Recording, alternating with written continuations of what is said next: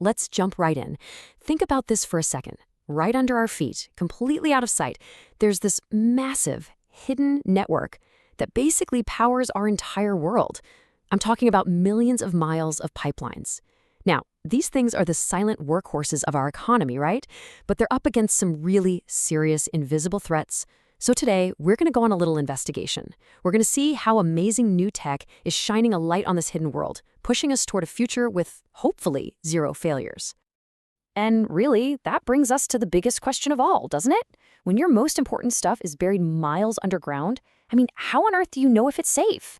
How do you find one tiny little flaw before it turns into a massive disaster? And believe me, the stakes are incredibly high. This hidden infrastructure is under constant attack from things you'd never see. We're talking about corrosion, just silently eating away at the steel. Dents from something hitting it. Even the ground itself can shift and put unbelievable stress on the pipe. And these are the kinds of threats that can grow for years without anyone ever knowing. Okay, so first things first, let's really identify the culprits here. What exactly are we even looking for in this huge hidden system?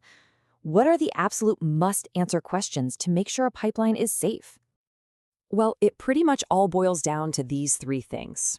First, is it damaged? Does it have a dent or a buckle? We call that geometry. Second, where is it exactly? The ground shifts, right? A pipe that's moved can be under some serious strain. That's mapping. And third, the big one. Is it corroding? Is the pipe wall getting thinner? Every single integrity program out there is basically a mission to answer these three questions. So how do we get those answers? Well, we send in the detectives. The solution is called inline inspection, or ILI for short, and it uses these incredibly sophisticated robotic tools. They're famously called smart pigs that literally travel inside the pipeline, all while it's still operating, using all sorts of advanced sensors to gather clues on what's really going on in there. And that brings us to the tools of the trade. So now we're going to peek inside the detective's toolkit and really understand the different technologies these smart pigs use to see what can't be seen and find the clues we absolutely need. So the first and most common tool is something called magnetic flux leakage, or MFL. Think of it like a broad search of a crime scene. The tool has these super powerful magnets that create a magnetic field in the pipe wall. If the wall is in perfect shape, that field just stays put. But, and this is the cool part, if there's a problem, like a patch of corrosion, the magnetic field actually leaks out, and a whole ring of sensors on the tool picks it up instantly. And this visual just makes it so clear. See on the left, that's a healthy pipe with a nice, smooth, contained magnetic field. But on the right, that little corrosion pit forces the field to bulge outside the pipe wall, and boom, that creates an unmistakable signal for the sensors. It's just a fantastic way to spot any kind of metal loss. But, not all MFL is the same. The old conventional way, well, it gave you a pretty blurry clue. The signal was graded subjectively, like light, moderate, or severe, and you often couldn't even tell if the corrosion was on the inside or the outside. This meant you had to do a ton of really expensive digs just to verify what was going on. The new high-resolution MFL, though, it's a total game changer. It gives you a precise digital measurement of a defect's size and location. It turns a vague clue into solid, actionable evidence. Now, if MFL is the broad search, then you can think of ultrasonic tools, or UT, as the high-tech forensic instruments. This technology doesn't look for a magnetic field leak. Nope, it measures the wall thickness directly. It sends out a pulse of high-frequency sound through the steel and then times how long it takes for the echo to come back. It's literally like sonar, but for figuring out exactly how much steel is left. And this slide shows that principle perfectly. The tool measures the time it takes for the sound to bounce off the inner wall, that's echo number 1, and then the outer wall, which is the second echo. The tiny difference in time between those two signals gives you a direct, incredibly accurate measurement of the wall thickness. There is a catch, though. This method needs a liquid, like oil or water, to transmit the sound, so it can be a little tricky for gas pipelines. So why choose just one tool when you can have them all, right? The modern solution is this, a multi-mission tool. This thing is the ultimate detective. It combines high-res MFL for corrosion, ultrasonic sensors for that super precise wall thickness, geometry arms for any dents, and mapping sensors for location, all packed into one single device. It's like conducting 3 or 4 separate investigations in one super efficient run. Okay, so our super detective has been through the pipe. and it's come back with a mountain of data. But, just collecting the evidence is only half the job. Now comes the really critical next step, figuring out what all that data actually means, making the right diagnosis. And the way we analyze this data has come a long, long way. We started with methods like ASME B31G, which was, let's say, very conservative. It simplified the shape of a defect and often flagged safe pipes for repair just to be safe. Then we moved to the industry standard, modified B31G, which is much more realistic.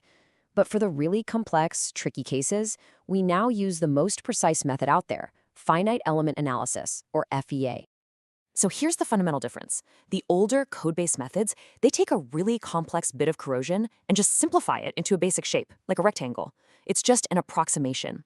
FEA, on the other hand, creates a high-fidelity digital twin of the actual defect with all its weird, complex shapes, and then it simulates exactly how that specific spot will behave under real-world pressure. And this slide just shows you that difference perfectly. I mean, look at that. On the left, that's the simple guess, the idealized shape. But on the right, that's reality, the high-res FEA model showing the true stress. It's basically the difference between a rough cartoon sketch and a detailed engineering blueprint. And that level of detail is absolutely critical for making the right call on a really complex defect. All right, let's move on and see how this all comes together in the real world. I mean, how does combining this incredible evidence collection with this super precise analysis actually solve tough problems and stop failures before they happen? So get this case study. An ILI tool with mapping sensors was sent through a pipeline in a hilly area. What it found was that the pipe had secretly moved 1.7 meters sideways because of a slow, invisible landslide. Nobody knew. This put a ton of bending strain on the pipe's welds. Because they found this, crews were able to go out, excavate the section, and relieve that stress, stopping what could have been a catastrophic failure. Amazing. And this is exactly why having all that data integrated together is so powerful. The biggest risks aren't usually from one big, obvious problem. They're from multiple smaller threats interacting with each other.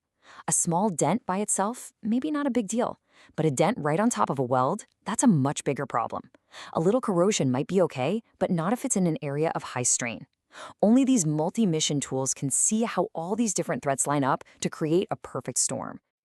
And check this out. Here's a totally surprising twist. The same high-resolution tech that's designed to find corrosion, well, it turns out it has an unexpected security benefit. That signal on the left, that's a typical corrosion patch. But look at that sharp, tiny little signal on the right. That is not a natural defect. That's the signature of an illegal tap that somebody's using to steal product. These tools are now so sensitive, they can find pinholes as small as 2 millimeters. It turns an integrity tool into a security device. How cool is that? So you see, these real-world cases, they aren't just one-off success stories. What they really show us is a fundamental shift in how we think about this.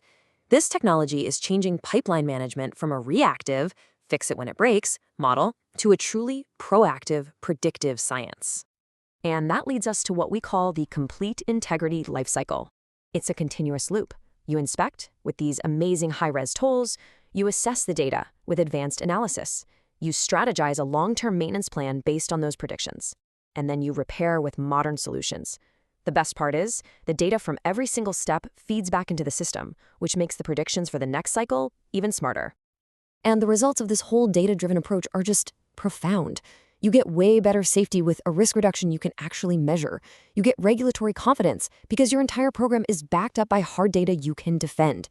And you get optimized operations where you're spending your money intelligently on preventing failures, not just reacting to them after the fact. Which leaves us with one final, pretty powerful question. For decades, the goal of zero failures always felt like this distant, maybe impossible dream. But now, with technology that can actually see the invisible, diagnose with pinpoint accuracy, and even start to predict the future, you have to wonder, is that world of perfect safety and reliability finally within our grasp?